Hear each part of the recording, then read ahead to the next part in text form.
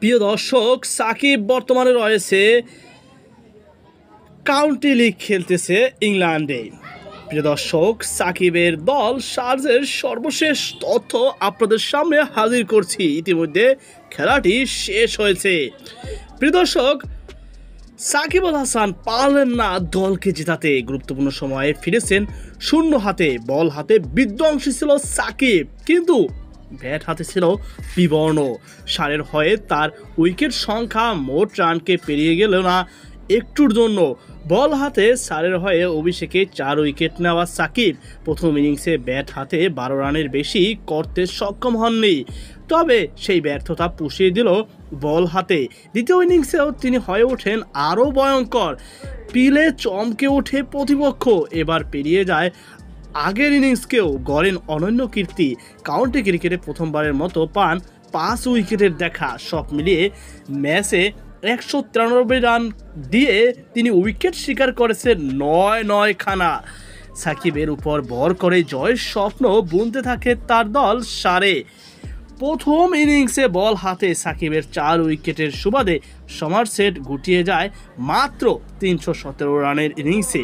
জবাবে ব্যাটিংয়ে নেমে 321 রানে থামে সাকিবের দল সারে। 4 রানের লিড নেয় সাকিবের দল।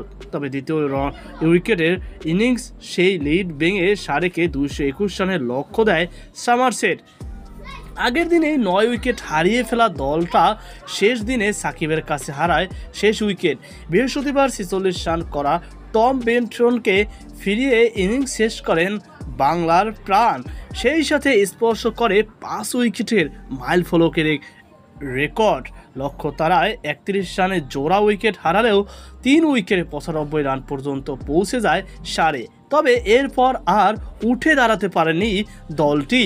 ভেঙে পড়ে তাদের ইনিংস। পরের 14 রান তুলতেই শেষ হয় 7 উইকেট। মাত্র 100 রানে 9 রানেই শেষ হয়ে যায় সারের ইনিংস। সেখানে রানের খাতায় খুলতে পারেনি 6 ব্যাটার। 8 ব্যাটারই পারেননি 2 অঙ্কের গড়ে যেতে। তবে এক পাশে আগলে রাখে ডম শিবলি করেন 56 রানের ইনিংস, যেখানে ভর করেই 3 অঙ্কের গড়ে পৌঁছায় সারের 111 রানের হারটির দিন ব্যাট হাতে ব্যর্থ ছিলেন সাকিবও বটে। কোনো রানই আসেনি তার ব্যাটে। 5 বল খেলেও ডাক মারেন তিনি। তাতে মাত্র 12 রানের সাথে মূল্যবান 9 উইকেট নিয়ে শেষ হলো এবার তার ইংলিশ কাউন্টির যাত্রা।